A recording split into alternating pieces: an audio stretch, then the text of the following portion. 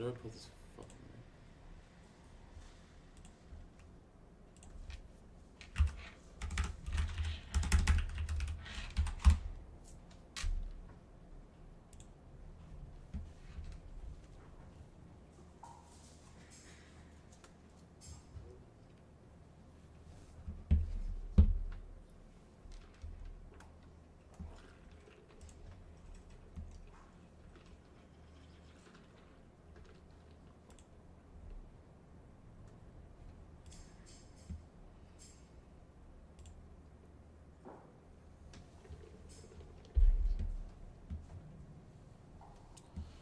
What's good, bro? What's going on?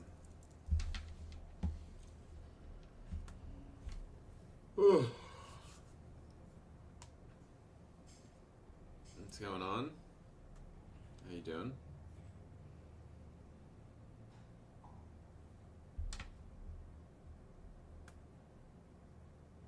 Might also go live in my Discord.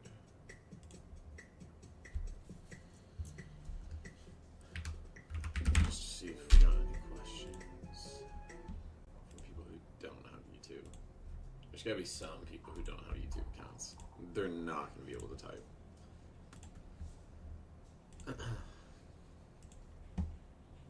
Alright. Locked up my XFA after Baron and Jay's slow markets Thursday night. Who's gonna gain chopped the fuck up? Yeah, bro, you gotta lock up accounts. If you haven't had, have you had a payout before? You feel sleepy? I'm a little sleepy, bro. I'm a little bit sleepy. I'm having my coffee right now. Have my coffee, some nicotine. We'll be good. But yeah, if you haven't had payouts before, you really got to be locking up those XFAs, bro. Okay, yeah, you haven't had a payout. Yeah, set a DLL, and lock your accounts if you're up a certain amount of profit. You really only need to be looking for a couple setups a day. Like, you should really be minimizing the amount of trades that you're taking. That's when if I look at my stats a year ago versus now, you know, there's still some days where I take a lot of trades. Those are usually days where I'm hitting DLLs. So, you know, that's, to me, it's like, I used to take a lot of trades and make a lot of money, but now I take a lot of trades and I'm hitting DLLs. So, it's just easier for me to take less trades, lock accounts up, and stay consistent than, you know, hitting up. What would your DLL be with 2K drawdown? You know, I get this question a lot, and I think I'm going to make a video on it, just because I get this question so often. I have to sneeze. 1 second.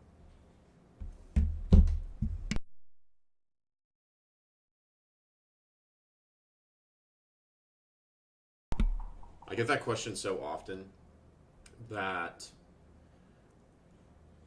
I think it depends person to person. I think it depends trader to trader. Some people are going to do well with a $1,000 DLL on a 2K drawdown. Some people it's going to be 700. Some people it's going to be like 250. Right? They don't want to lose that account once they get it. So what I would do is I would go in and look at your stats and see, okay, where do things start to go wrong for me? For me, it's around the $2,500 mark. So if you're on Project X, you can go in and you can click through all your days, and you can see, okay, where do things start to go wrong? And I'll pull it up on my Tradeify account that I've had a while, and I did this last time. I've had this Tradeify account for almost 3 months now. And I do need to adjust the DLL lower than it is right now. So this Tradeify account I've had since the start of October till now. Let's do this. And I'll just go through my daily calendar. It should be more because I've taken payouts from this. Okay, so if you have a calendar view like this where you've got multiple days on it, what you should be doing is you should be clicking through each of these days and seeing where's the like max drawdown. And obviously this isn't going to be fully correct because this last trade that I got in that pulled me out of this, or I guess the last two trades that I got in, when I'm at negative 1300, of course that next trade is probably going to see some drawdown on it. So if I'm just looking at the bottom here, right, where this bottoms out, it's not going to be completely accurate, right? So if I keep seeing this number 1200, 1300, what that's telling me is I should have a DLL that's a little bit past 1300, probably like this day was 1400. This day was 2000. So I should be sitting at like a 2000 to 2500 DLL on this account. Gauge your DLL based on your emotions. When do you get emotional, I think? Not necessarily. Some of it's going to be like, I should base my DLL off of like where I'm seeing I start to fall apart. And that's not necessarily emotional based. Because I don't really feel emotional when I trade anymore. I don't feel like I can't tell. I mean, I can tell, but it's different for me. I don't feel as emotional when I trade anymore. I don't get mad. I don't get upset. Any of that. But I go into this like trance state where I don't really feel anything, and it's very hard for me to get out of that.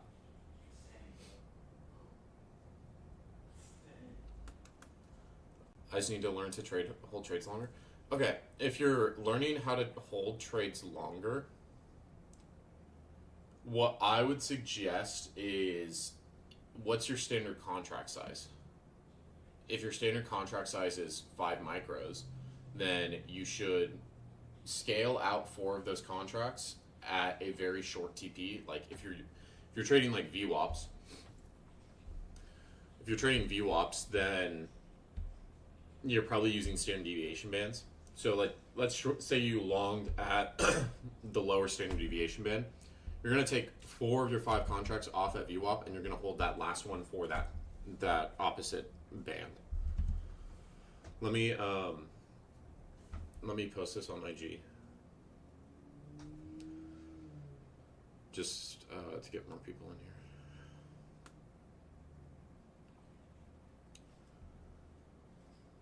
One second. And I see the Discord chat. I'll respond to those questions in a second. Give me 2 seconds. I'll be on here for like 2 hours, by the way, guys. I can do a long one.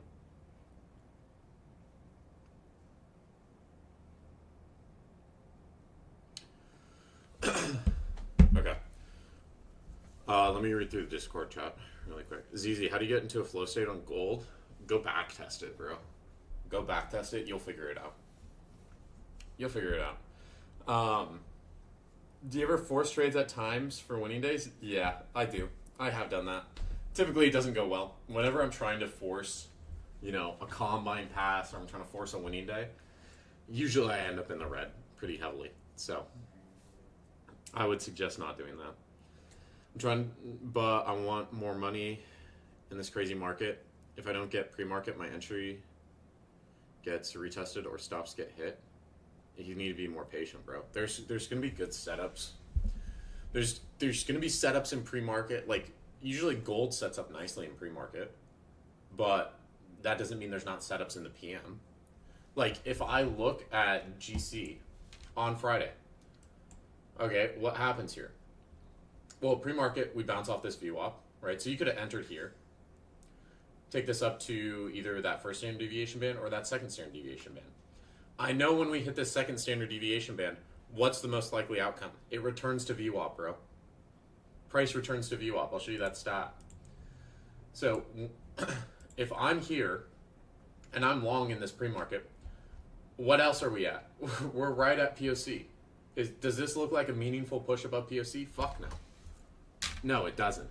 So if I long this down at VWAP off this VWAP tap pre-market, this is a nice long. Let's say I get in on this candle close, the solid green candle close. I mean, this is a retest even. So if I got a killer entry on this, that'd be dope. But let's say I just long this up to that second band. That's a 10-point trade. Cool. Now I'm waiting. I see, okay, we come back down, we're near VWAP. We come back down again, we test VWAP, and then we start moving higher. Okay, well, I'm going to take the same trade. I can take it up to that second band, or I can hold this all day. Once this hits that second standard deviation band, at some point it's going to return to VWAP. I don't know when that is. So even if I didn't take this trade, maybe I only took that pre-market one, and then I come in later in the session and I see, okay, we're back in this resistance area. We've been chopping up here a bit at this second standard deviation band. What do you think I'm going to look for? I'm going to look for this to return to VWAP. That second standard deviation band, whenever you see that, you should immediately think, okay, I'm going to wait for this to start to reverse, and I'm going to take it back to VWAP. It happened Thursday night, too. I talked about it on Slow Markets with Jay. If you're looking at Wix, based off the full day VWAP, so this is VWAP that anchors at 6 p.m. This is the one that I have on my chart. 97% return rate. Have you mapped all stats in your head? Yeah, I've got a pretty good memory, so I pretty much know all the stats that I use personally. Like here. Look, this comes down to the second band, taps it, comes back to VWAP. Comes down to the second band again, comes back to VWAP, bro. Like, it's not fucking rocket science, bro. It's not fucking rocket science. But yeah, entry has been the biggest thing, waiting for proper entry. And look into using retests. Just look into using retests. I would go back test it, but retests typically give you good entries. Like here, you push up to VWAP, you come down, you use this lower band as support. So I'm going to look for a long in here. I mean, you could wait till this starts to expand out a little bit and then try to long in the lows of this consolidation with your stop under this structure point. But yeah. Hey Baron, I have 2 fundeds with Alpha Futures and already requested my first payout a few weeks ago. Ran both accounts back to a 3K balance. Needed one more day to request payout, and then last week I hit DLL for 1K for 3 days. I have 876 left worth of drawdown on both accounts. How can I dig myself out of this? All right. I've been through this a lot, where you're in pretty heavy drawdown. You know, if you lose those accounts, I wouldn't be too stressed about it. You got your ROI out of them, right? You got 2 funded accounts. You got payouts on them, okay, which is great. How I would approach that is, you can either give yourself 2 trades. I'd give myself anywhere from 2 to 4 trades. You can try to work out of it very slowly. Some people struggle with that. You can try to work out of it very quickly. You can just look for one very clean setup and size up on it. Since you have 867 left, I don't know if you're trading GC or NQ, let me know. But you could probably break that into 2 trades using 1 mini. Baron, how can you mainly scale in and out of Tradevate without manually setting stop loss and TP? Because when you copy trade on Tradevate, you can't set TP stop loss using ATM, from my experience. Yeah, you can. You can't use brackets on Tradevate. And so how you would do that, let's say you're copy trading 5 accounts. Oh, wait. We shouldn't be copy trading. Yeah, I'll check YouTube comments after I answer this question.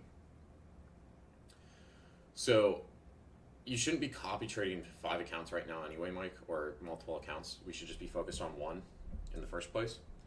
But essentially what you're going to do is, if you have 5 accounts, you enter with 5 contracts. You put 5 contracts in your DOM or whatever it is on Tradevate, and then you enter with that.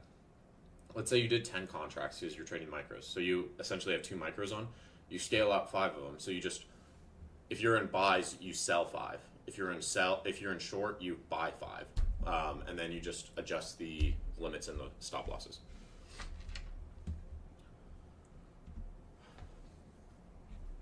Mike's glitch been fucking with my psych, bro. Have some great trades I had this week. Couldn't manage. I'm hoping next year's better year.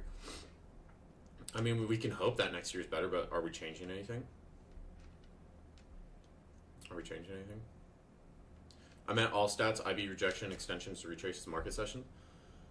You know, I don't have all of them memorized easy, but I've got a good amount. Okay, let me check YouTube. Happy to see you, brother. Keep it up. Glad to hear it, bro. I hope you're doing well. I hope everyone's ready for the holidays. Do you count trading silver in the next week to maybe get a nice correction like gold did? Silver's kind of a different animal right now than gold because it's still breaking out. This breakout hasn't slowed down.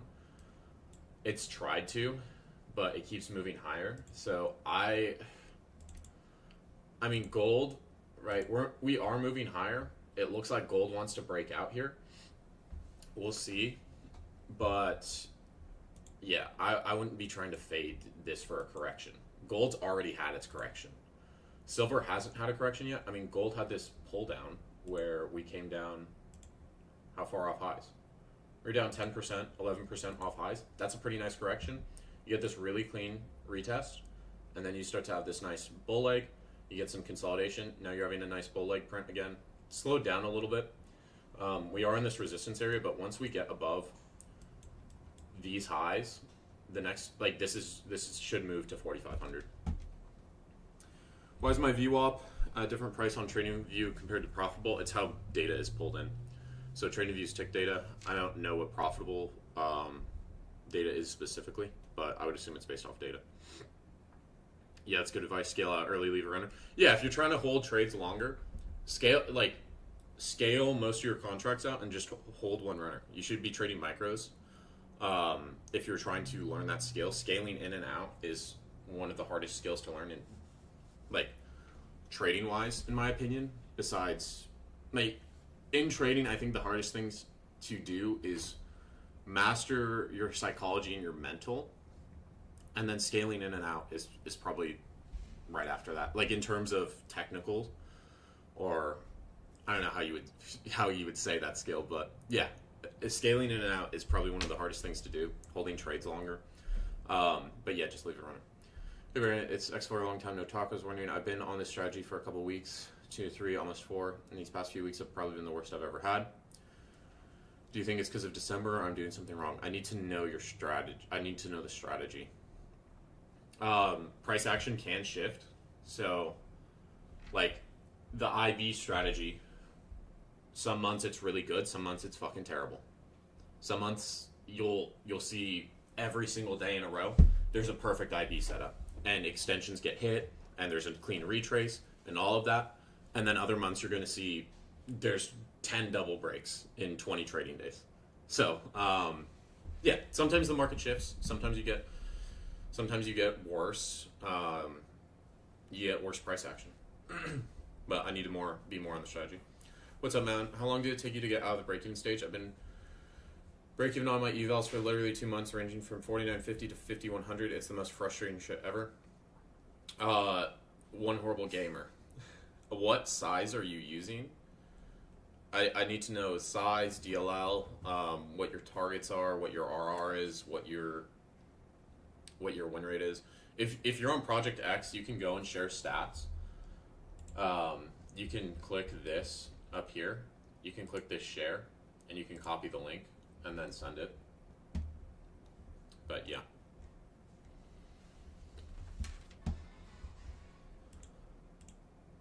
I never really understood how we can use the bottom and top of VWAP bands for bias, plus to our advantage. Can you give me a brief explanation? Yeah, so these VWAP bands, they're standard deviations. When you're using these, be aware that, like, when the session first opens up, like in here, my VWAP isn't telling me anything. If I'm looking at this, my VWAP is not telling me anything. Once this starts to move away and you get some gap between your VWAP and price action, that's when it's telling you something effective. So here, right, this takes, what, an hour? This is collected data for an hour. Now you start to move away. You see your VWAP start to move down. right? You have this leg down, you come back up, you retest VWAP, you reject. You retest VWAP, you reject. But if you're using these standard deviation bands, they can be used to support resistance. Like if I'm looking in this Asia and London session, okay, what's happening? We come up to the this first standard deviation band, we reject, come back down to VWAP. Then we push back up towards that second standard deviation band, come back down to VWAP. Push up, we start to reject down, doesn't get filled out. Then you come up above it, you come back down to VWAP. Come back up, then you have this little basing, retest it, come back down to VWAP. Come up to that second band, come back down to VWAP, right? So a lot of the times, like, they're great for range conditions. You can see this on London session last week or on Thursday as well, right? If I'm looking at this, oh wait, no, what day is it? There's a day where, I mean, you're just ranging between your VWAP and your bands. So they're good for range conditions. They're also good for trending conditions. When you start to see trends, you're going to see price is selling off. It's stuck between this first and the second band. It just stays below that first band. Then you start to have that breakout above, comes up near that upper band, sells back down to VWAP, tries to get back up there, sells back to that lower band, comes back up to VWAP, sells back off to that lower band, comes up to that upper band, and it sells off again, down past that lower band. So I don't want to long this. I don't want to try to long this until we've recovered. We've shown some recovery above this lower band. I'm going to do a full video on VWAP because I think it's one of the most useful tools to be using. Like here, this is a very clean trend, right?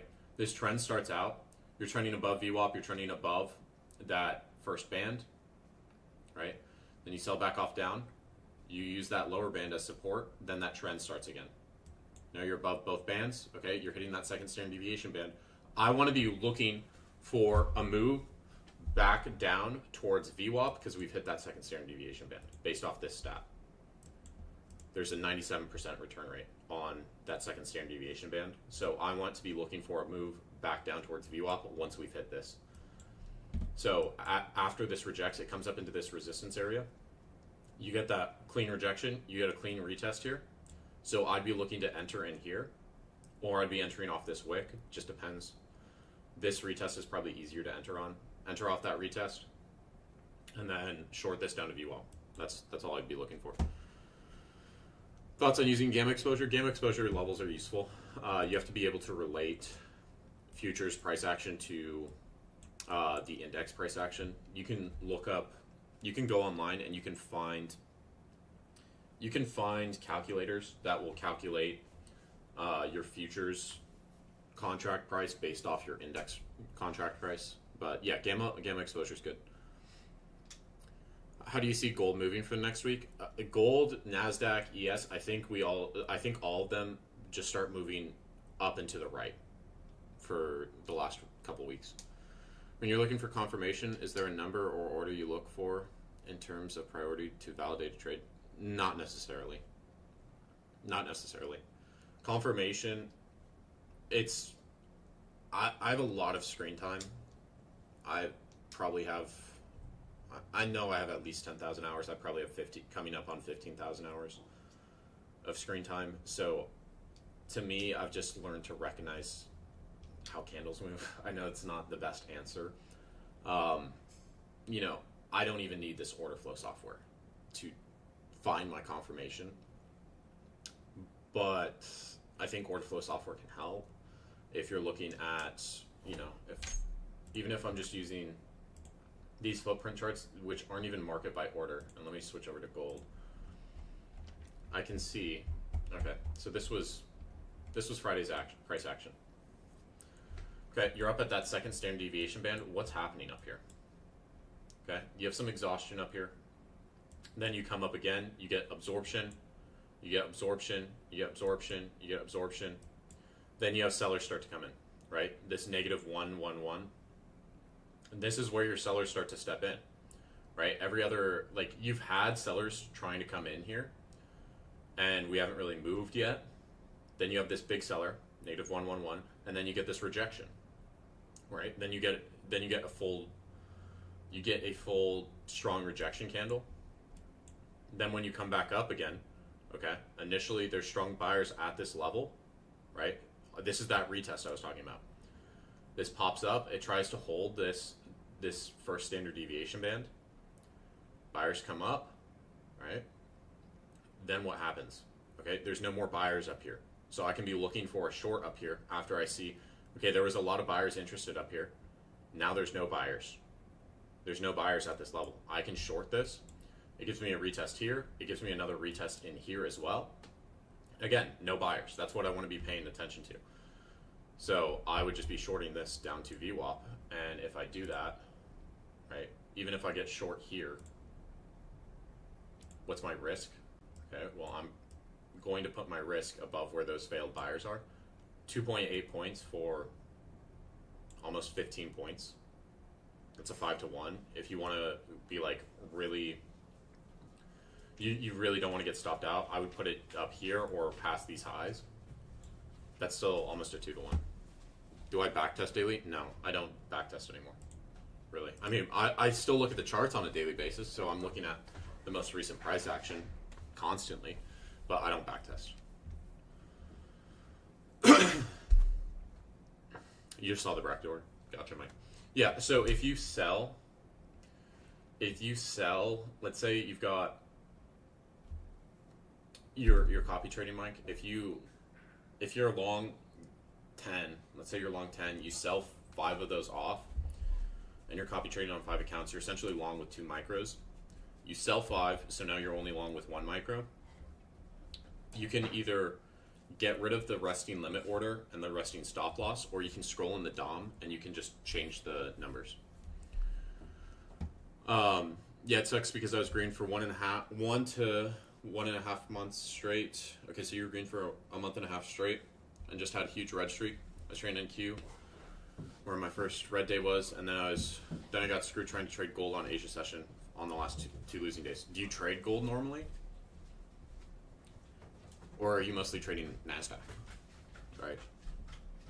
No, you don't? Okay, so why do we switch assets? We had one big red day and we're just like, okay, let's throw away what's been working. Let's go to a different asset. We shouldn't do that. Gonna use NinjaTrader 8 with take profit. Okay. Never traded silver. How's the PA on it? Similar to gold. Gold. How I've related gold and silver to the indexes is gold trades like ES, silver trades like NASDAQ, where you have these big crazy moves on silver, especially right now. Silver's moving up like anywhere from 2 to 5% on a daily basis. So the moves are a lot wilder. What I've noticed is you're not getting as many VWAP tests. You're in a very trendy market. So what do you do to boost your brain IQ besides creatine? I take Lion's Mane and BPC 157.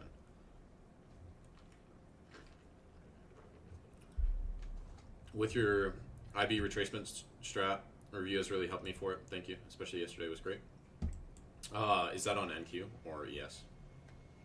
Like IB setup change in waves. It's with rhythm changes. Yeah, the market will change dynamically. So sometimes you're gonna have the IB be super clean for months and months. Sometimes it's gonna suck for months and months. That's kind of why I started to use VWAP more in these bands, because to me they're more reliable and you can just gauge based off context. Yesterday you mentioned that FEG have little meaning under 1 hour time frame. Every stat has a beginning and end time. What are those time frames for the stat? I find 15-minute FEG has huge value at initial rejection. Yeah, let me pull those. I can show you. Okay.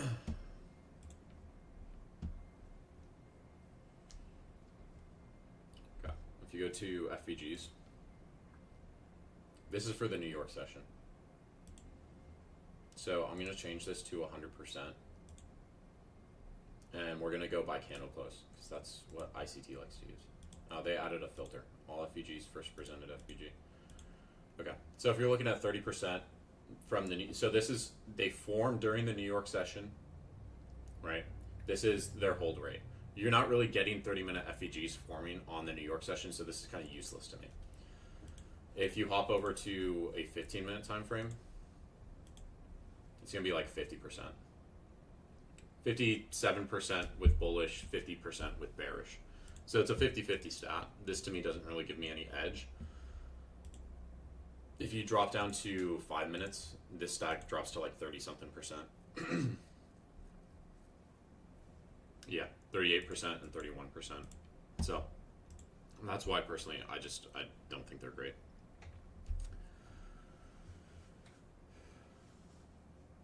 Yeah. So switch back over to NASDAQ if you're trading next week, and I would focus on, I'm going to give myself 1 or 2 good setups. All right, either you're using 5 to 10 micros or something in there, because I don't want to spend too much time in drawdown unless you already have winning days. Your consistency target's probably fucked up if they're 0 accounts. If they're the 0 accounts, your consistency target's probably fucked up. Then if you're also, unless you already have the winning days, to me it's not worth it to spend all that time. So I'd give myself 1 or 2 good setups. And what's your base winning day? I'd check that as well. If you could tell your unprofitable self one thing, what would it be? Slow the fuck down, bro. Slow the fuck down. I was trying to do everything way too fast. But yeah, I think there's a good quote or it's a full chapter in the book Discipline is Destiny. Let me pull up that book. There's a good chapter on it. It's called Slow Down to Speed Up.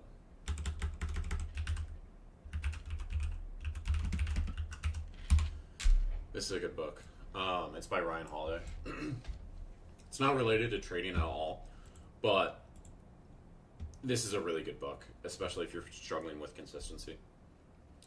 751 is base winning day. Okay, so, or 753. If you could make 1,000, make 1,000, but I wouldn't really try to push anything over 1,000.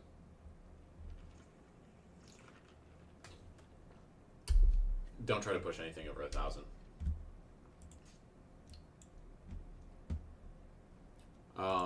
What are the values for the bands? It's based off VWAP.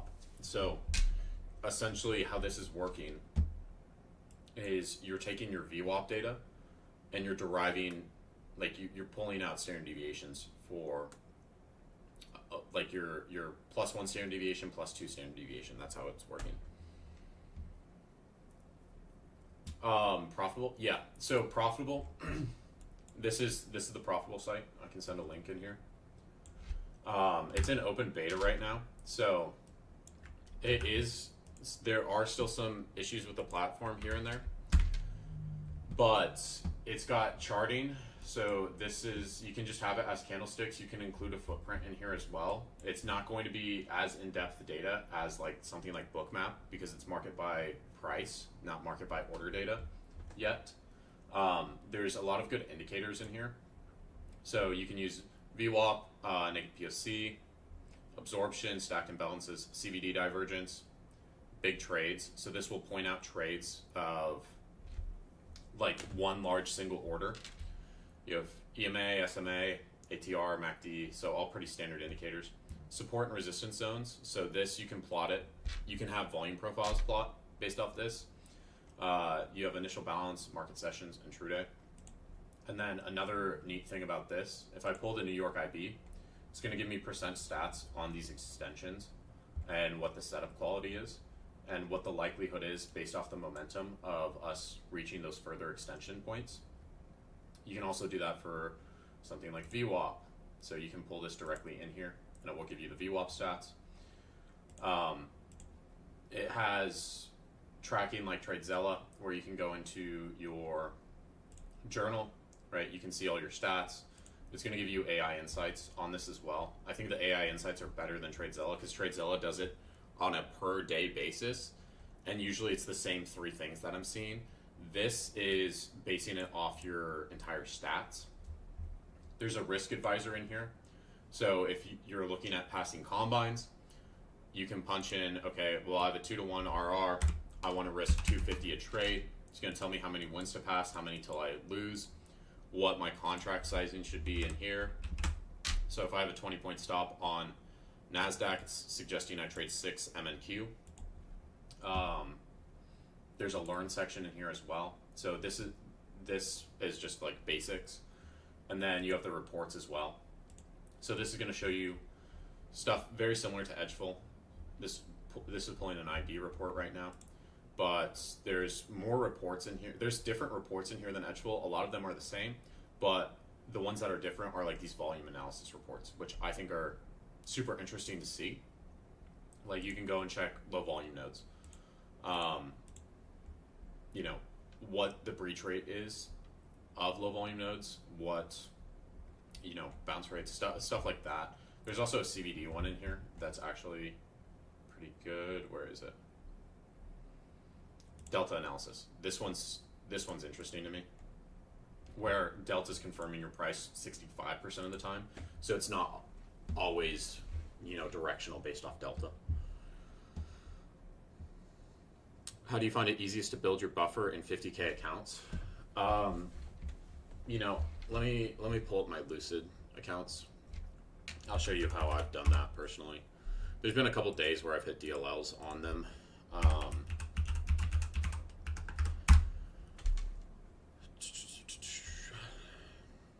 No, I don't. Okay, 0 accounts. Cool. Okay. Why didn't this log me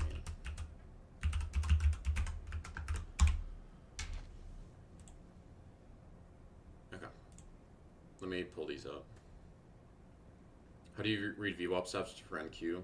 When would you look for price to come back to it? Yeah, it's gonna be similar for. I mean, it's gonna be slightly different, but I'd go to NQ and then go to your VWAP standard deviation return. You can use session VWAP. I personally use New York VWAP in here. Or yeah, session VWAP, and then I want to use the New York real time. So you're not getting as high of a return rate on these based off of, you know, that continuation. So my Lucid accounts, the first 3 days on these accounts, I just went for $1,000 winning days, right? This $1,000 winning days, not like nothing major, but I was just building the buffer, trying to get these to pay out. I know the payout on these accounts is 1,500 max, so I wasn't trying to do anything crazy. And so I got my 900, I got 1,000, 1,000, 1,000. Did the same thing 3 days in a row. And then I went for 500, 342. And then I did have a little bit of tilt this week. And so I got 583, 342. And then I got paid out here. Then I was just going for $500 winning days. I did tilt day this Friday, hit a DLL, came back in. I only had $900 left in this balance. I was like, okay, let me check my consistency target. What should I break it up by? So I got 1,400, 1,400, 1,400, 1,400. Just did the same. Shot for the same target every single day.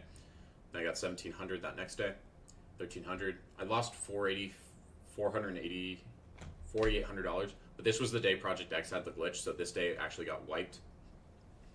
Then I made 1,700 the next day because this reset consistency. Like they just wiped that day entirely. And then I did have a tilt day on Thursday, and then I made $3,000 on Friday and called it. But yeah, so typically for building buffers on 50Ks, there's two different ways to do this. You can either go slow, like this. This is a little bit more aggressive. I was trading anywhere from 5 to 15 micros. Or you can take the stance of the first couple days, if I'm up, let's say I'm up $1,000, well, now instead of a $2,000 buffer, I technically have a $3,000 buffer, so you can be a little bit more aggressive if you're up on that day. So yeah, there's two ways to do it. You can either go the slow route, which is probably better for most of you guys, or you can be a little bit more aggressive and try to build that buffer quickly. Let me pull my stats from last January, where I got into a live account with TopStep using 4 50K accounts. I have to scroll quite a bit up, but let me pull this and show you guys.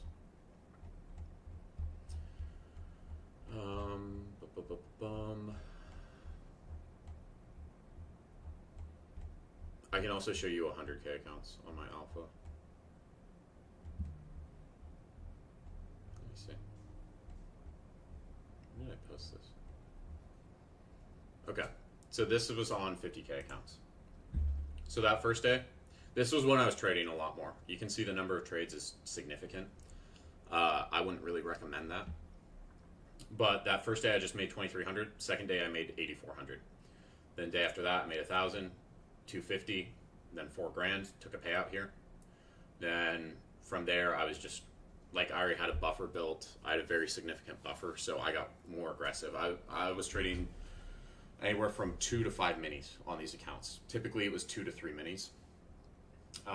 This $15,000 day I just hit like one really clean trade with 5 minis for 150 points on NASDAQ.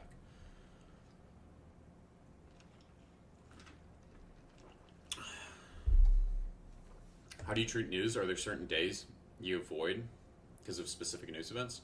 I don't really avoid news days besides like FOMC. If it's an FOMC day, I'm just trying to get my winning day either in the overnight, or I'm trying to get my winning day before that FOMC report comes out, because typically the IB is very solid before that FOMC report comes out. And then I just avoid FOMC. That's really the only one I avoid now. I hate NFP days. Those are like the two days that I really try not to trade. But every other news day, it's not a big deal. Also, can one news event change the price action on the day? Yeah. Thursday we had a CPI report, and it came out well under expectations. The expectation was 3.1% for CPI. On Thursday, that price action, it was very bullish, and then we were just ranging. But then once the market digests that information, it's like, okay, we just had a positive CPI report. Then Friday's where you get your trend day, right? So that trend day doesn't necessarily happen on the day that the CPI report is released, but because of how positive that news was, you see a strong day the next day as well. Tradeify or Lucid, what would you recommend? I'm trading with TopStep at the moment. Well, it's not exactly reliable lately. Yeah, that's what I've seen. I am a TopStep brand ambassador, but I would, if I'm choosing a different firm to go to, I would say if you've had payouts before and you know you can hit higher payout caps, go with Tradeify. If you haven't had payouts, I'd say go with Lucid, because the payout caps are smaller, and you're not going to try to make a bunch of money in a couple days. I see another comment about that. I have two 50K alpha accounts, and the 15K max payout cap seems overwhelming almost. Yeah, that's one of the reasons why I think you should go to one of these firms with smaller payout caps. If you haven't been able to make it to, a 3K payout cap, what makes you think you can make it to a 15K payout cap? It's a marketing thing, right? Go look at Alpha's leaderboard as well. How many people are actually hitting those payout caps on a weekly basis? Like I'll pull up Alpha's leaderboard really quick. Let's see if they've got the last week. Okay, so this is for the last week of trading. Okay, so the max payout cap is $15,000 per account, right? So if you've got 3 accounts, you should be getting paid out around $45,000. Now you do have some larger payouts in here, right? But this is a very small percentage. Very small percentage of traders are doing this. I've been on this leaderboard. I know there's a very small percentage of traders doing this, and a lot of you guys look at that and you think you're the edge case. When really, if you look at a bell curve, you're probably sitting right in the middle. And the issue with trading is, if you know what bell curves are, based off statistics. Okay. Let me just look up bell curve. Okay. So bell curves, right? Bell curves. It's just a statistical distribution where you're going to have the majority of your values sitting in the middle of that bell curve, and then you're going to have these tails on the end. For day trading, I think this bell curve is shifted, where you have a very small tail on the end here, and this curve is shifted farther to the right, where you've got about 90% of the population sitting in the left-hand side. So I think a lot of people see big payout numbers and they think that they're going to get to that very quickly, where that's not the case. That's just not the case. You look at these traders like Jade Cap, Trader Kane, Deshi, Lanto. They're all taking massive payouts, millions of dollars of payouts. Do I want to get to that level? Yeah. I'm in this far tail. I'm in this tail of day traders who are making a good amount of money, but they're further in the tail, if that makes sense. A lot of you guys think you're going to get to this tail very quickly. That's just not how it's going to work. The last Q&A I ran, someone came in here and they were like, I've got 3 50K combines that are in drawdown, and I thought I'd be getting paid 15K out from them. And I asked them, have you ever had a payout before? No, was the answer. So you think you're immediately going to get to the payout cap when you've never had a payout before? It doesn't make sense. How do you mark IBs? IBs, you're going to be using the first hour. There's different ways to do it. So the way I define IBs is essentially, let me hop back in the live here, just so I have any questions that are coming in on Discord. The way I define IBs is a session time and a set time. So if I come over here to my IB report, right? And a nice thing about Profitable is it saves all your reports. You can see I've got a London GC IB, an Asia IB, GC 9 to 10, GC 8 to 9, NQ standard IB, NQ 45-minute IB. So the way that I'm looking at this is there's an IB start time, an IB end time, and an IB session time. So the standard IB session time, this is a standard IB, 9:30 to 10:30, and you're in the New York market, 9:30 to 4 p.m., right? So after 10:30, your IB has set. There's other ways to look at this, though. You can say, and look at the stats on this. Like, the stats are pretty nice on this. Okay, cool. Well, let me go look at my London GC IB. And let me edit this session. I want this from 3 a.m. to 8 a.m. Well, if I just take the concept of the IB, I change the start time, the end time, and the session time. Well, look, there's still nice stats on it. So there's multiple IBs. It's really just finding you can find an IB in pretty much any session. It just depends how you're defining it and if those stats look nice. So like this London IB on GC, it's pretty solid, 78% hold rate, or single break rate. And you're hitting some of these extension levels. So, yeah, you can use IBs in multiple different times. Who am I talking to? YouTube's live right now, Rotska. So I'm looking at those questions as well. What's my typical position sizing on Lucid accounts? Now that I have a buffer, it's 1 to 2 minis. When you're trading, how many charts do you have open on your monitors? Typically, I'm only looking at, if I'm trading GC, I'm only looking at GC. So I'll have my GC on TradingView and I'll have my GC on Profitable open. So I've got 2 charts technically, but they're both on the same asset. What time frame are you executing on? 5 minute. And then I'll switch between the 15 minute and the 1 hour to see like, okay, is this showing me what I want to see? But I'm not constantly like monitoring both of it. Lucid, so good. I just passed 100K. Put me on gold with a good footprint video. Yeah, there's some videos I need to make. I have a pro account. Oh, that's good. My strat uses order flow, and then I enter offer tracement 618, 786, and then I wait for closure out of 0.5. I trade from 8 to 11. I was wondering where I could place anchored VWAP for best results. Daryl, what asset are you trading? So if you're trading GC, you can place your VWAP at 820 with the COMEX VWAP. There's actually a really nice IB report with that. So if I hop over to New York, actually, let me do a custom session on this. This is actually a really nice IB if you're trading a little bit earlier. So I'm going to set this start time 8 to 11, the exact hours you just gave me. This is on GC. And I'm going to set my IB time to 8:20 to 9:20. This is COMEX IB. Okay. And just based off this, right, you have a 77% single break, 22% chance of double breaks. The main thing I want to look at here is these rejection stats are really nice. So when the high forms second or the low forms second, I want to trade towards that side. I'm just looking for a retracement to get in there.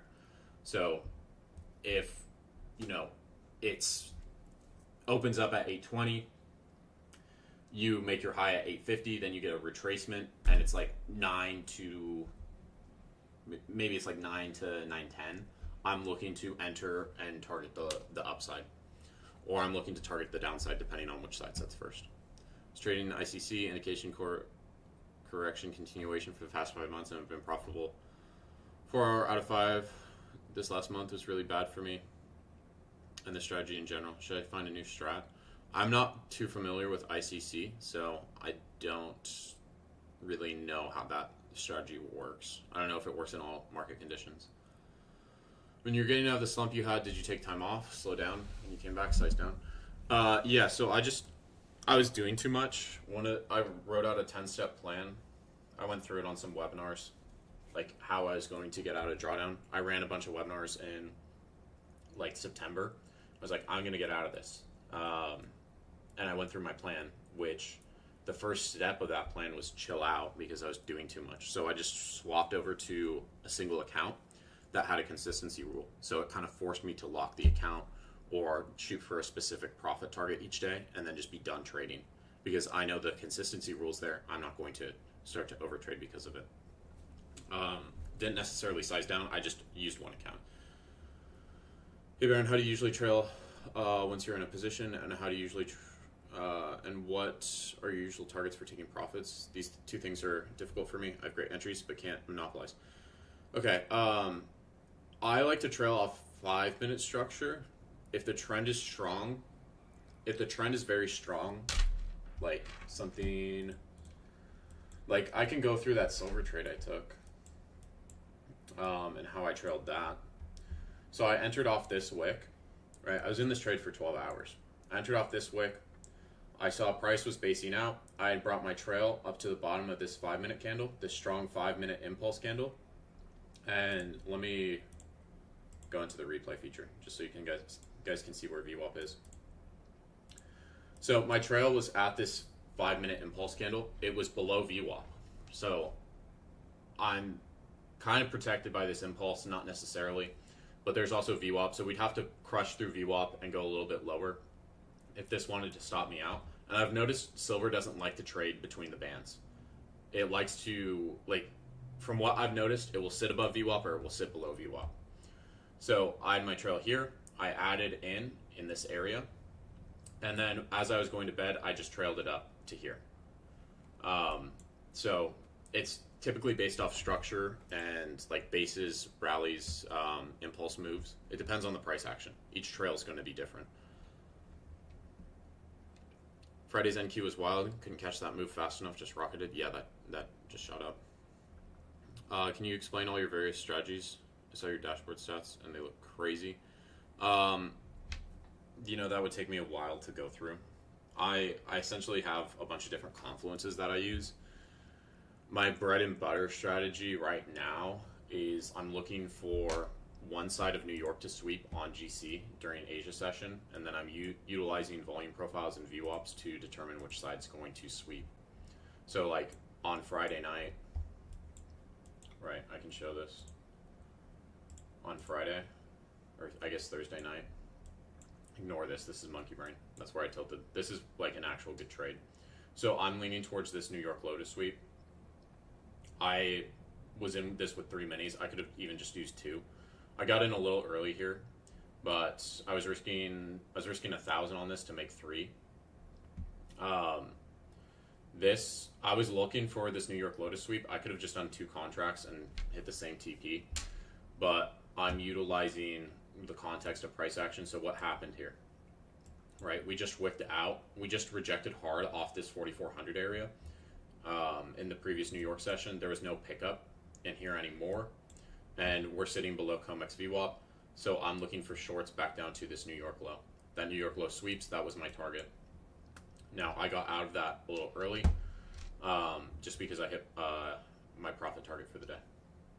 But yeah, I'm mostly just looking for bread and butter setup right now on GC. Is I'm looking for specific sides of the market to sweep.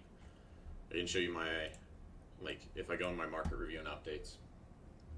Okay, leaning bullish to the night. I like that into tonight. I like that we were able to tap deeper into resistance zone. Going into close, I would like to see 4360 hold overnight VWAP and PSC. So this was a day we didn't sweep New York low or New York high.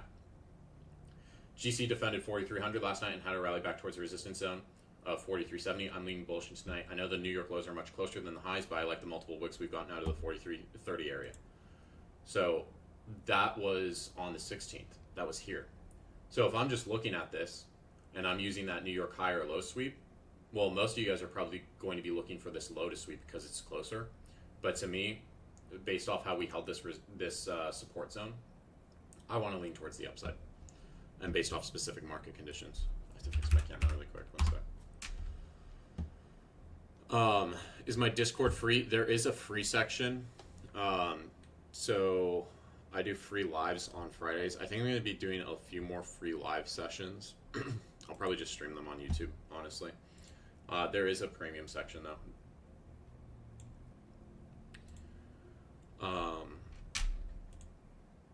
You're on the trade desk. Okay, up 4K, clean. Do you use footprint and heat map? I'm mostly using footprint now. It's not a super in-depth footprint. It's not market by order. It's market by price. So I'm not even using like super in-depth market data. What's profitable? Profitable, it's a platform. It's a newer platform. It's like a combination of Edgeful, TradeZella, and then you have live charting in this as well. Can I show my VWAP confluence? I'm going to make a full video on that. But VWAP, what I'm looking for specifically, I mean, there's so many different conditions with VWAP. I can step through all of them, or I can step through a couple of them. There's times where VWAP, what I'm looking at is, you know, continuation of downtrends. Like on Thursday night, I called out this short here on slow markets, and I said, all I want to see, I said, I'm going to look for the short here. Why am I looking for this short? This was what I marked out on slow markets. I didn't take this trade, but I called it out. Okay, let me scroll back out to where we were with that price action. Okay, so we're here. Well, there's a lot of buyers. There's still buyers piling into this market, and price isn't moving up. You have a delta of positive 91. Market doesn't move up. Then you have this delta flip. Okay, you're running out of buyers as you push higher, right? So you have absorption up here, slight absorption, not crazy absorption, but you have slight absorption up here. Then you have exhaustion. Okay, you start to break down below that VWAP again. You still have buyers trying to pick this up. You have some smaller buyers picking this up again, and then you get up to that top, and you just run out of buyers there. I was just looking for this to come back down to that standard deviation band. So there's multiple different conditions for VWAP. It would be hard for me to just start going through all of them. What indicators are you running on profitable, and which ones are you actually looking at for confluence with your trades, or mostly just footprint for exhaustion? So I'm running footprint, VWAP, this support and resistance zone, CVD divergence, IBs. So this is New York IB, COMEX, Asia. The naked POCs, these are really useful. There's 2 different ways to use naked POCs. You can use these where they get swept out pretty much immediately. So if you're trading in some consolidation area, or you're trading tighter range conditions, these naked POCs get swept out pretty often. So you can look for specific areas to retest. And then you can also take momentum moves off naked POCs. And then I have big trades as well. So not like too many indicators, enough where, I'm confident here. Like, look at this naked POC. This naked POC occurs, and then you have a strong move away from it. So I don't want to trade back towards this naked POC because we have a strong impulse leg away from it. That naked POC sits there all day. But when you get these smaller time frame ones, like if I'm coming into Sunday open, I'm going to look to trade towards this naked POC up here, this naked POC up here, and potentially this naked POC up here. So you have two different conditions. Like here you get naked POCs and you have impulse moves away from them. So you're moving strongly away from these naked POCs, right? I might be able to take a short, frame a short off that. What makes you not anxious in the funded? For me, I mean, I've gotten so many payouts now that to me it's not like that big of a deal. I know a lot of you guys get anxious in funded accounts or challenges. You kind of have to look at it as, and I see this a lot where you guys will get funded and then you start to get really anxious and scared about your trades, or you'll size down aggressively. If you're sizing down aggressively because you got funded and you don't want to lose the funded account, something's wrong's there. What's your opportunity cost to get into that funded? Is it $200? Is it, $89? Is it $70? You have to think about your opportunity cost and just say, okay, even if I blow this account, it's not that big of a deal. I spent $50 to get funded, and now I have the opportunity to make $2,000, $3,000, whatever it is. You can't get too focused on not blowing accounts. Yeah.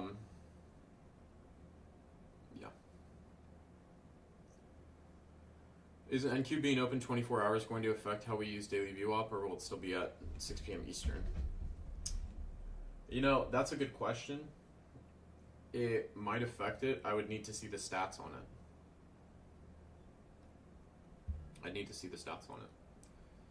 Do you think it's possible to be profitable based on price action alone? Or is it, in order to be profitable, you got to use indicators and level 2 data? You can be profitable just based off price action. I did that shit.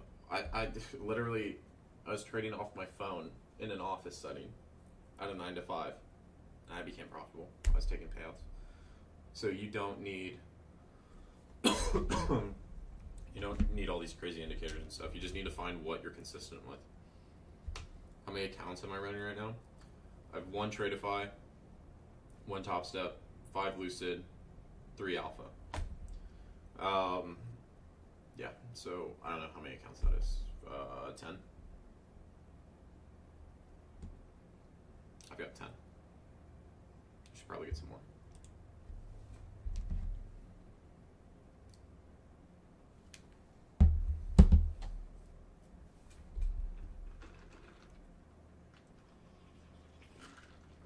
How many accounts should someone have? Well, that depends on where you're at. That depends on where you're at in your trading. If you haven't gotten a payout, you haven't shown any level of consistency, why should you have more than one account? Why should you have more than one account if you haven't shown any consistency or any level of profitability yet? You haven't gotten to payout. Yep.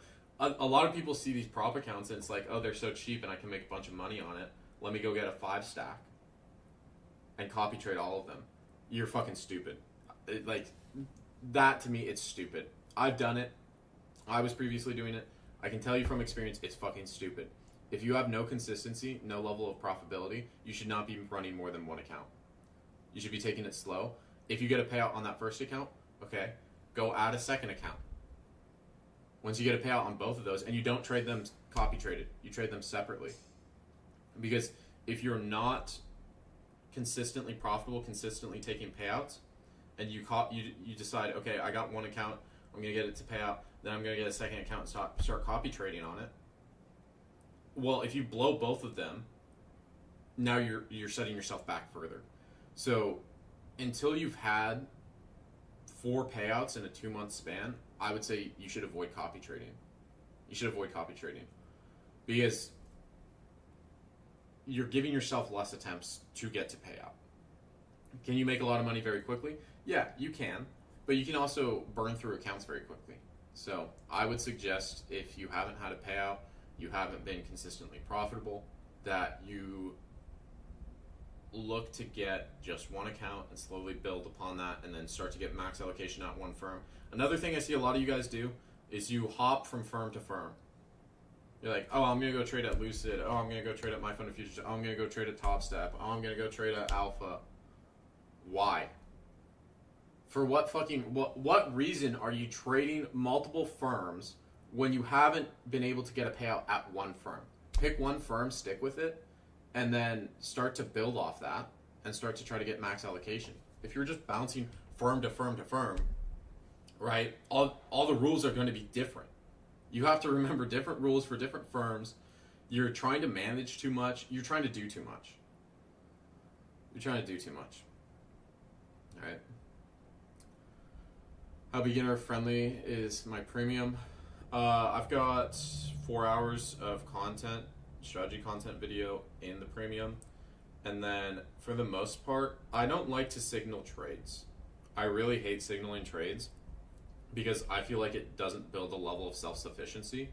So for the most part, I'm giving analysis. If you have any questions at all, while I'm in a live stream on premium, I answer every single question in my lives. So if you need something explained or any of that, you have a question about something specific, just if you hop into a premium stream, I'm going to answer it. Bouncing firms to firms is the same as coping with your inconsistency. Yeah. What y'all do to get Baron so riled up? Bro, I don't know. Sometimes I just get in the mood to get riled up, Ziki. But I feel like when I'm riled up, that's when the sauce comes out, you know? Okay, pause. Pause. Oh my god.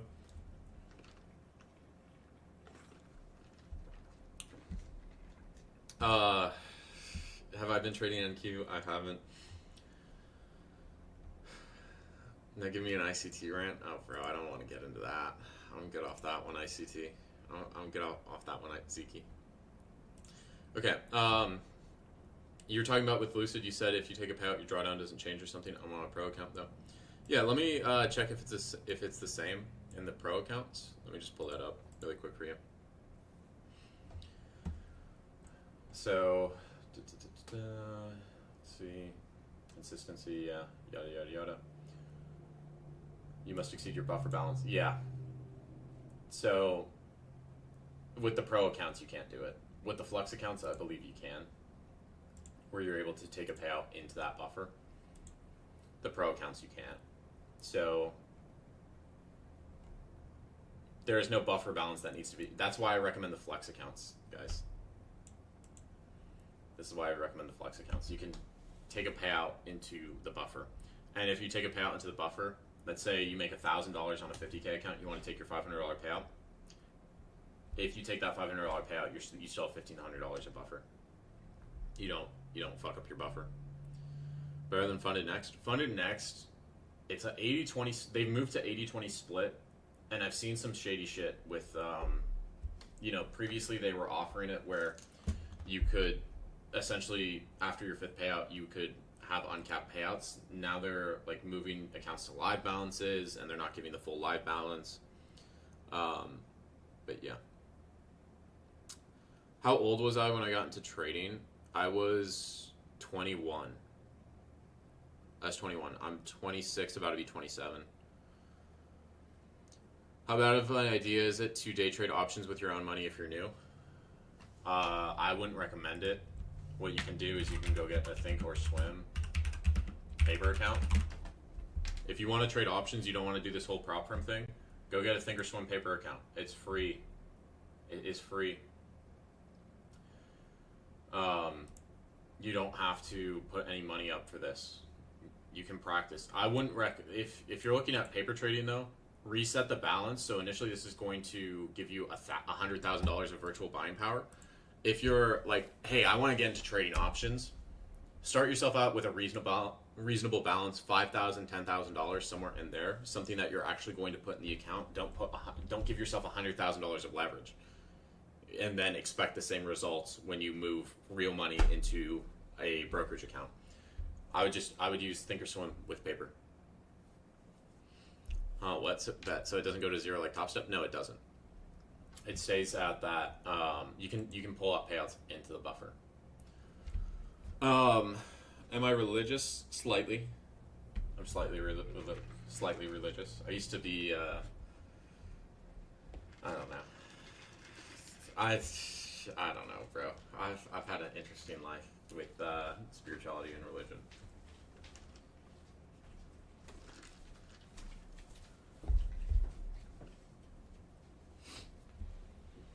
Took 5 payouts from August to October and got moved to live, but have been struggling to find consistency since middle of October. We'll make 2K and then hit DLL and tilt. Okay.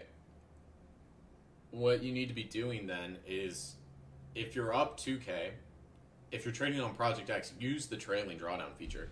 Or say, okay, 2K's where I tap out and then I'm just going to do stupid shit after that. If you're making 2K a day, bro, if you're able to consistently make 2K a day and your DLL is, let's say your DLL is 2K and you're making 2K a day, over the course of how many trading days, like, if I look at this, okay, I'm making around 2K and my DLL was anywhere from 2K to 5K in here. I hit a 5K DLL once, I hit a 2K DLL twice, and I hit a 4,000 DLL almost one time. I made 24 grand, bro. Like, $24,500. It's just, I have 16 winning days and 4 red days. So, you were a Mormon, right? Hell no, bro. Hell no. I was not a Mormon.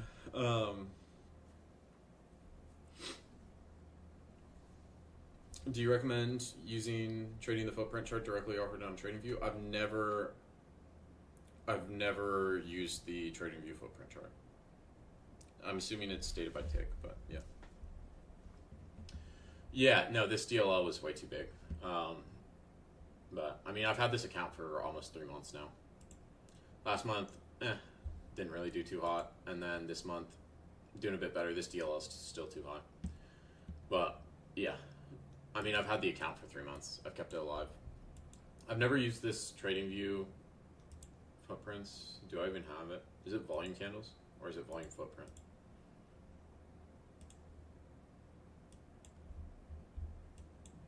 Yeah, I'm gonna be honest, this is really fucking ugly. This is probably the same as like Profitable's footprint, but I don't like how this doesn't show delta. Or is this the delta? This is the delta. Alright, no, it doesn't show you.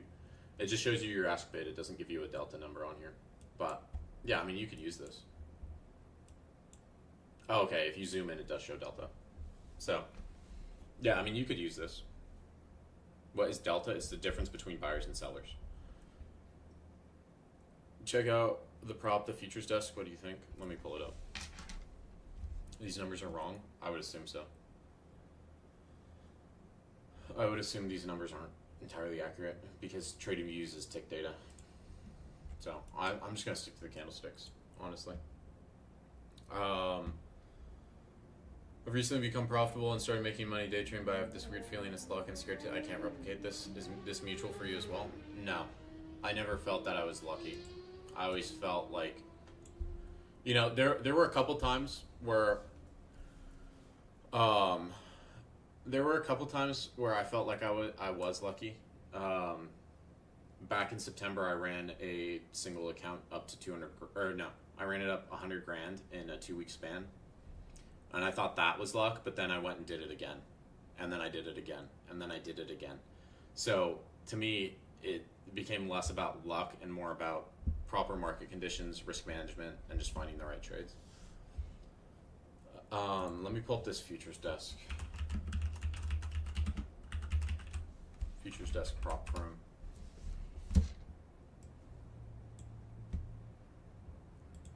Top set, spending some money on ads.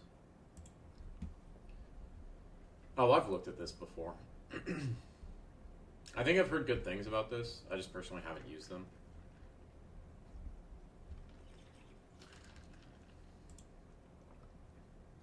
Pastor Simpson and Tater. Yeah. I've heard of these guys.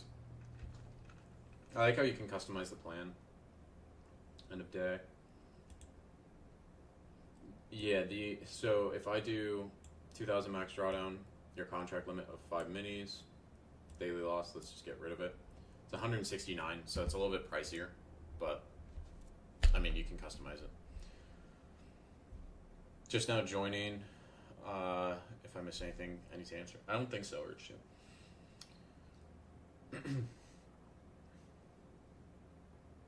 Which Tradeify account is it? It's a growth account. It was before they had select accounts.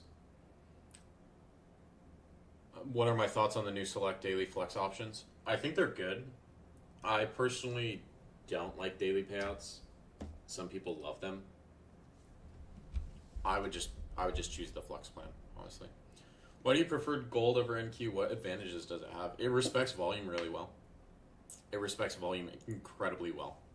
So that's why I've moved over to gold. It's just much easier for me to be consistent with it. I found consistent patterns, more consistent patterns than NASDAQ. I mean, before I was trading NASDAQ, I was trading ES. And then I moved over to NASDAQ because I found more consistency there. And now I've moved over to GC because I found the most consistency with it. Any thoughts on Perdia?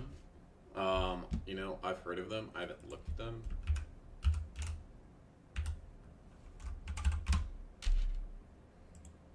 Perdia. Does it respect trends and fibs better? Not necessarily. Like, NASDAQ trends really hard. But I've noticed it does respect fibs quite a bit. Lots of chop. GC's weird. I mean, I personally really like GC. What do you think about poly market betting? I want to get on that platform, but it's on a fucking wait list right now. These are expensive. These are very expensive unless there's a coupon code. 90-10 profit split. How many accounts can you have?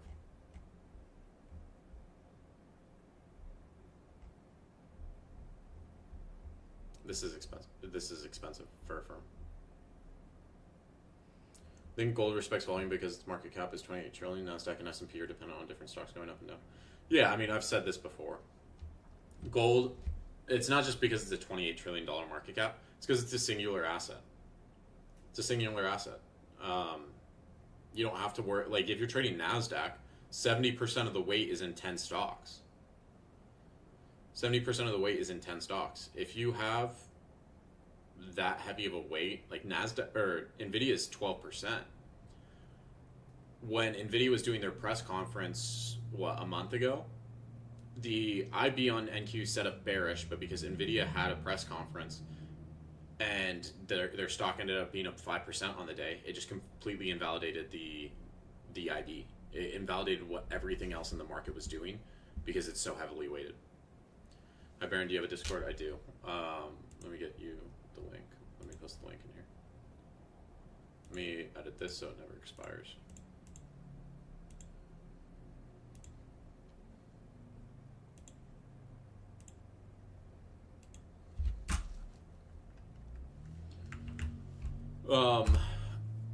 Do you think a lot of these influencers actually make money off of trading, TGRX, FG, and so on? You know, I don't know. I don't have the information to speak on that. I do know there's some things with, affiliates and these unregulated brokers where, and gambling companies do this exact same method.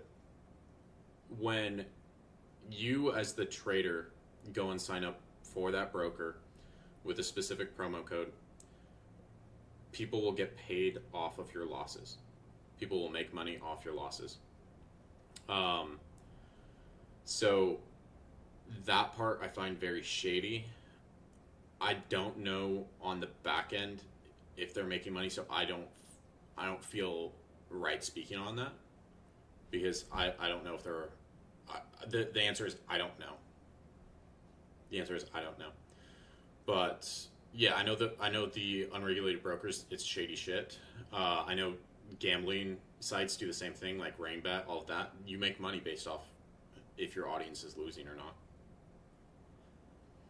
I mean, I've been reached out to by some of these unregulated brokers, and like I haven't gone through with it. I haven't even read into their deals because I just look at it and I'm like, no, I'm good.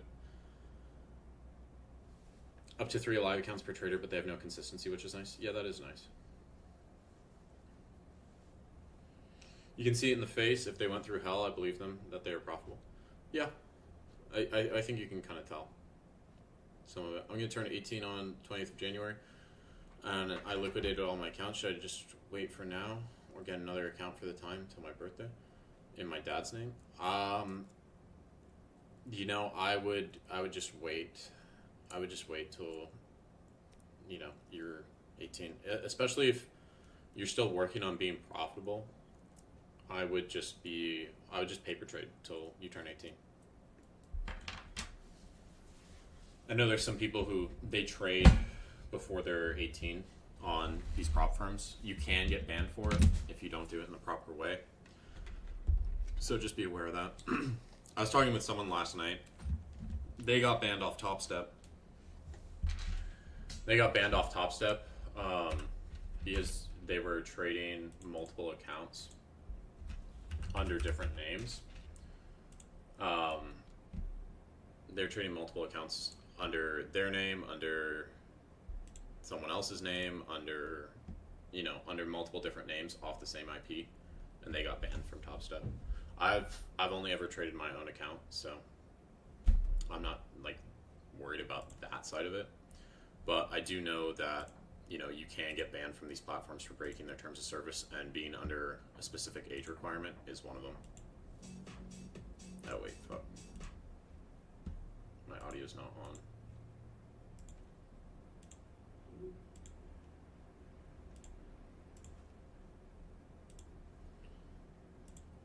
That was almost a copyright strike. Hopefully it's not. Hopefully that's not a copyright strike. How long is your Top Step contract going, and what do you think of getting another one at a different firm if you can talk about it?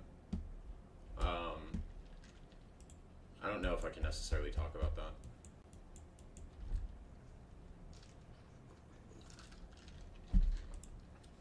I mean, if I'm promoting other firms, right, it's probably just through affiliate codes.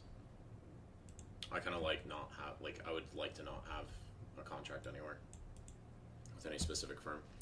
Yeah, my friend got payout denied because they saw him help his mom with KYC, and when he needed a picture of their face. Yeah, I mean, there's multiple ways you could, like, these firms will ban you. So I wouldn't be trying to do anything that would lead you to getting banned. Whether it's trading multiple accounts under different people's names, trading under your mom or your dad's name, you can get banned for it. And the opportunity is so high with prop firms that I wouldn't risk it personally.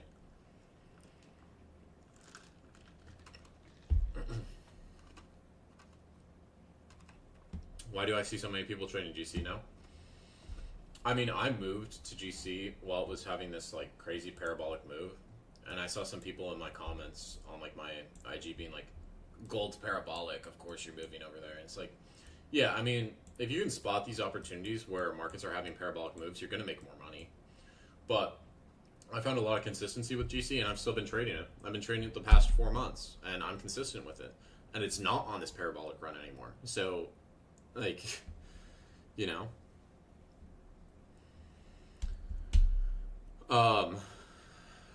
Do I want to get back to a live account with any of the firms you're on? Yeah, I want to get back to a Top Step live. I mean, part of that is I'm in the Focus Trader plan or whatever, where you can only have one account. I've seen a lot more people getting moved to it, where Top Step essentially soft bans you. You're only allowed to trade one 50K account. You're only allowed to have one 50K combine, one 50K XFA. So how you get out of that program is you either wait 6 months, or you get moved to a live account and you make $10,000 in that live account. So I do want to get to a Top Step live account. I'd like to get to a Tradeify live account as well. They did change their live program recently, and then I want to get to Lucid live accounts as well. How much time did it take me to get profitable? I mean, Like strategy wise, I'd say once I started trading prop firms, strategy wise, I'd say like 6 months, but psychologically wise, a year and a half. Because I would pass accounts pretty easily, and this was back when Top Step had call-in coaching, so you'd call a phone line, and you'd get matched with one of their coaches, and I'd have meetings with a performance coach every 2 weeks, and he had been trading for 40 years, and he's like, "You're a great trader, but you continue to run like pass these accounts in a meaningful manner, and then you get into the XFAs and you're running accounts, you're running profits up on them, and you're blowing the accounts. It's like, you're a great trader, but like there's some disconnect here." And it was really just my psych. And he told me for 2 weeks, I want you to go down to 2 micros and just trade 2 micros and see how that goes the next time you get into an XFA. And I never did it. And I kind of wish I went back and did it, because it would have built a good level of discipline. I just never ended up doing it. So, there's different ways to get profitable faster. Was the problem? I was greedy. That's all it was, bro. Supply and demand and IBs work on GC? Yeah, they do. I made some good money on GC lately, too. How many accounts did you have to go through, approximately, if you put on funded trade plan? It was excessive. It was like 80 in a short period of time, which I was crashing out during that time. And you hear 80 accounts and you're like, that's a lot of accounts. Yeah, it is. But I've also made a lot of money from prop firms, so like 80 accounts at the end of the day, that's what, like, it's like 10 or 15 grand. You can make up for it in one payout. So I wasn't like super worried about it.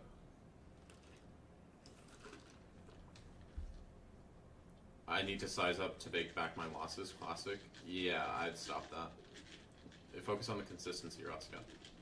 Stick with one side. If you guys are sizing up, a lot of you guys size up improperly. The way I see it, a lot of you guys don't know how to use dynamic size, and you size up improperly. Okay, I think trading big size is kind of important. You have to condition yourself to seeing those P&L swings. Yeah, you do. You do, but you should be consistent with one size, and then you should play around with a bigger size here and there. I see a lot of you guys just jump sizes very quickly. There's another way to do it, which I think is a much more productive and beneficial way, where you get consistent with one size, whether it's 5 micros, 10 micros. Let's say 5 micros. You start out with 5 micros. You get consistent with that for, let's say, 2 weeks minimum, probably a month. Then you start to add 2 more micros at a time. So you go from 5 to 7. You do that for 2 weeks. Then you go from 7 to 10. You do that for 2 weeks. Then you go from 10 to 15. You do that for 2 weeks. Then you go from 15 to 20. You do that for 2 weeks. Right? Once you're at 20, though, you need to be either using 150K accounts, 100K accounts, or you need to have a bigger buffer in order to use that size.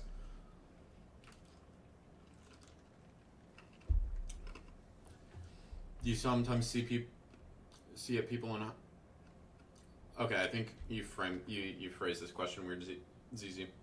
Do you sometimes see at people and know they won't make it? I think you mean look at people. No, I think anyone can make it in trading, but a lot of it comes down to mindset. Like, when Jaron was in my mentorship in March, and I had my second one-on-one with him, and I told him at the end of that second one-on-one, in 6 months you're going to be having 10K months. And he had been trading for 3 months at the time. How did I know he was going to be having 10K months in 6 months? It was his mindset. It was his mindset and how he went about trading. It wasn't anything to do with strategy or any of that. It was just purely mindset based. And now look, he just had like a 50K month. So yeah, I can look at people and tell who's going to be successful very quickly and who's going to, take more time. But yeah.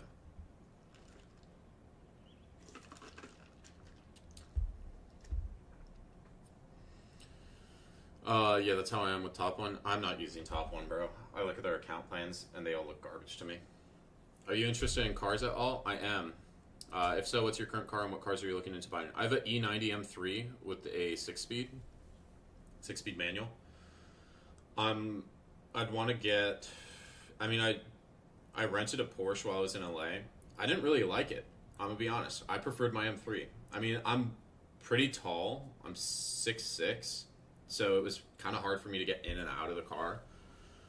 I rented a C7 as well. That was a little bit more comfortable, but it was still like it. I'd say if I was to get, you know, I wouldn't get a 911. It's too small for me. It's too small for me. One of my 2026 goals is to return to a live personal account. What firms would you recommend? I would use either. I would either use NinjaTrader / Tradeovate, AMP. You could use Schwab as well, but if you're trading futures on Schwab, the margin requirements are extremely high. So just be aware of that. Darren is goated. He is. Have you ever traded Bitcoin futures? Yeah, I have traded Bitcoin futures. I've stepped away from trading crypto futures for a good reason. It's too volatile. It's too volatile.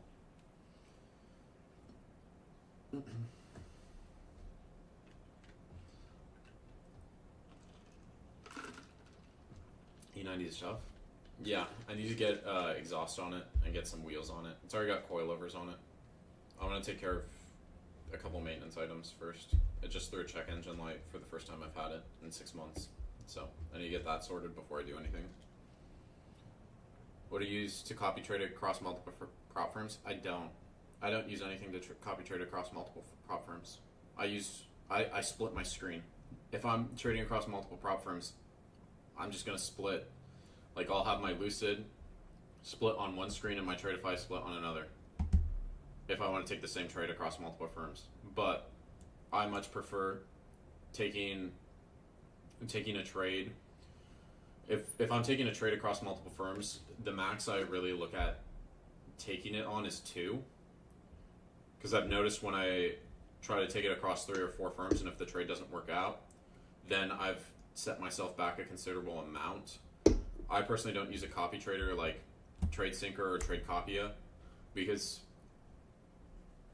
if you're consistent and you're hitting good trades, then you're going to lessen the amount of work you have to do or the amount of time you have to trade, but you're reducing your chances for a payout if you go on tilt or you have a blowout day.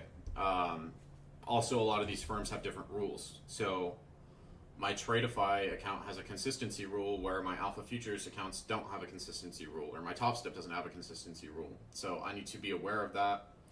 I trade different account sizes as well. I trade 50Ks, I trade 150Ks, I trade 100Ks.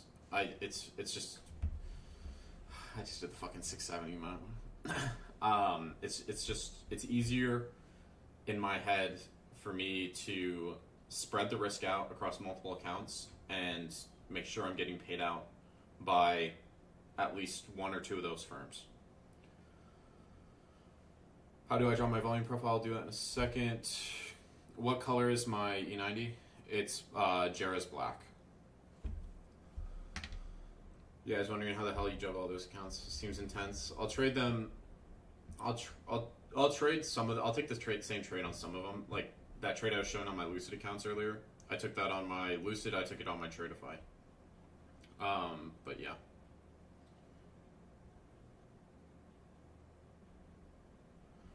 Let me tell you something funny. Is one of my friends apparently Tradeify doesn't allow you to trade just 2 points per trade. Is that their micro scalping rule? Yeah, they have a micro scalping rule.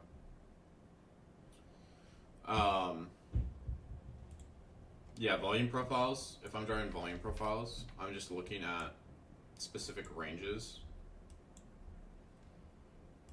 So if I want to draw this volume profile for Asia, coming into Asia, well, to me, if I'm using a low time frame profile, I'm just going to take from here here to here. Right, this is all I'm going to use coming into Asia. But I'm also going to have this higher time frame profile where I'm looking at, okay, we have lows down here. We have lows down here. They intersect with this price action.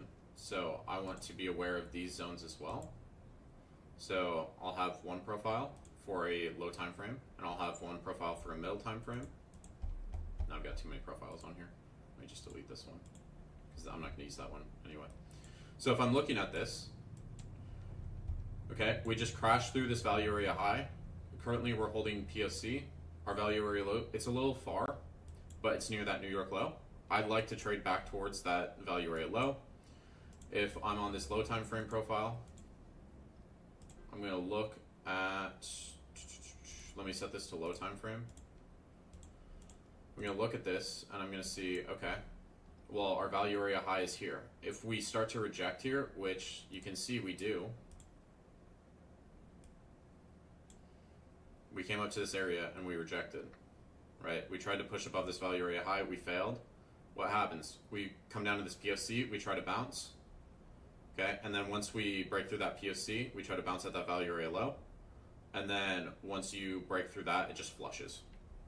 So it's momentum. Back to see some gold right now. Seems like it on its previous day opens / closes sometimes. Do you recommend trading integrated brokers in TradingView? If so, what brokers? I would say AMP or Tradeovate. Also, guys, if you're on the YouTube stream, I'd appreciate if you guys like, subscribe, do all that. It helps with my channel. But yeah. Brandon, did you know middle mouse button deletes stuff on your chart? Does it? I did not know that, bro. That's actually crazy.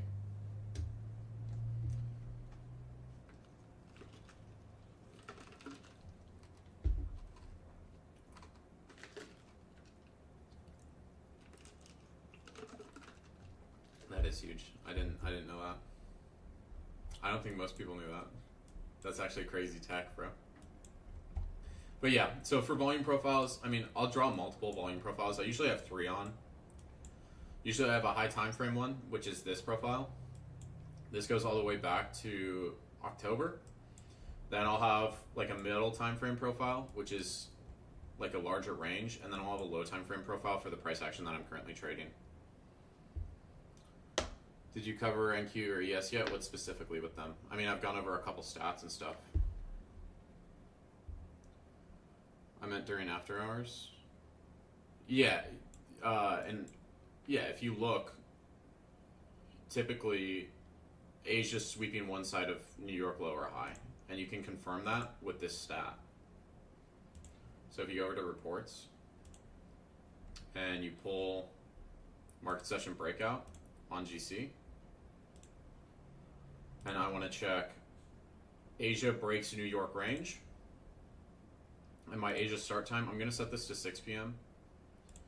and I'm going to end this at 2 a.m.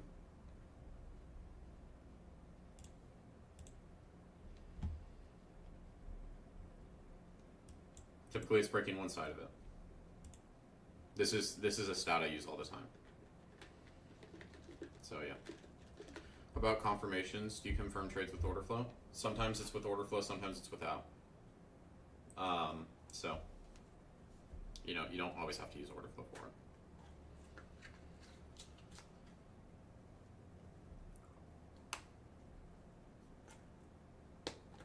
All right. I'm gonna hop off here, guys. I've been doing this for close to hour and a half. Over an hour and a half. So if you have any last questions, I'll go through them. But I'm gonna be hopping off here soon. What do you use to confirm its direction to sweep? I'll use volume profiles. I'll use VWAP, and then I'll use just supply and demand. I mean, you can see in my commentary. Like if I go through this, most of the time I'm pretty spot on calling which side's gonna sweep. Leaning towards like this, I call out which side I think it's going to sweep most days. Leaning towards downside on gold tonight. End of New York session was weak. We're below POC. Would look for a New York Lotus sweep tonight and for a potential retest of 4,200. Big psych level, value area high.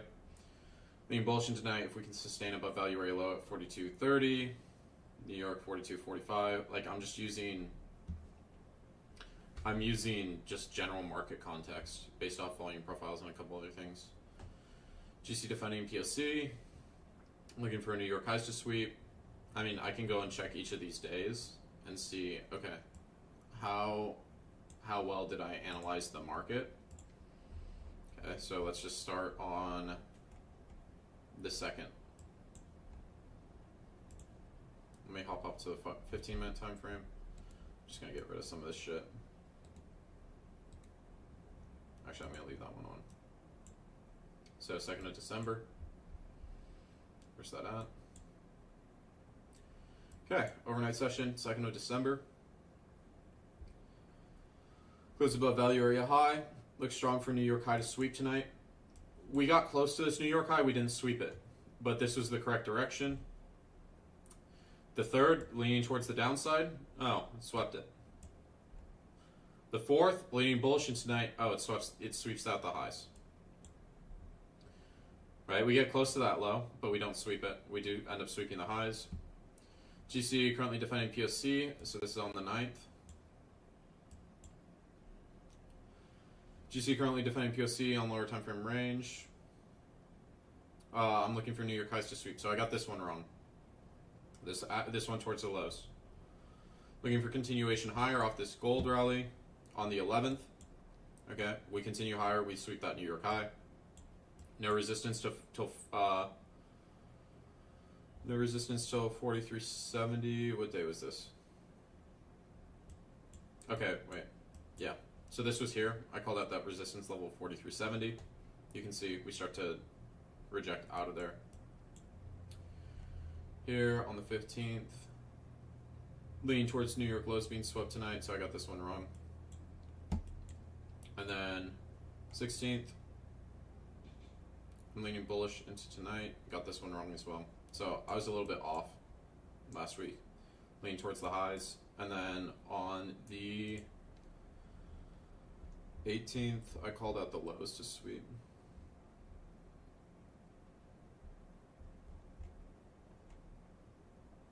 Where was it?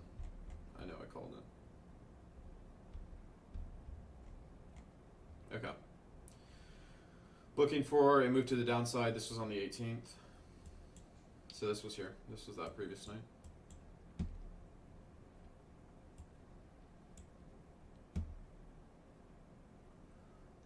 Eight a.m. to 11 a.m. Orb is usually pretty good. So how I'd look at that is go into orb.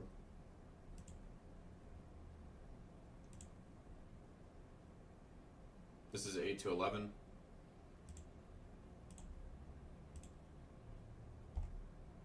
You have a pretty strong breakout rate.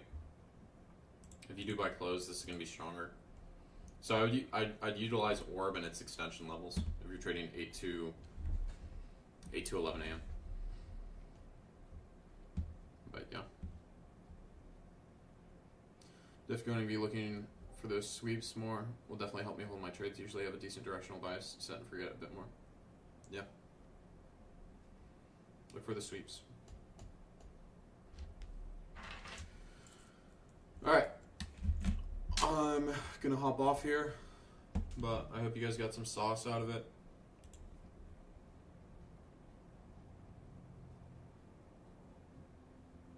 Would ICT concepts work on MBT? I don't know what MBT is. What that acronym is. Thanks for your time, brother. Appreciate the free sauce. Enjoy your weekend. Yeah. I mean, this next week is short. Is it normal that Rise Pay is slow on the weekends? You know, sometimes it takes a couple days for it to land in your account. Oh, micro Bitcoin. I don't personally use ICT concepts anymore. I use them for a year and a half or 2 years.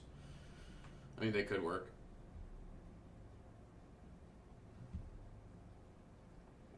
But yeah. Alright. December PA is cooked. I mean, I found December PA is fine. Alright, I'll see you guys.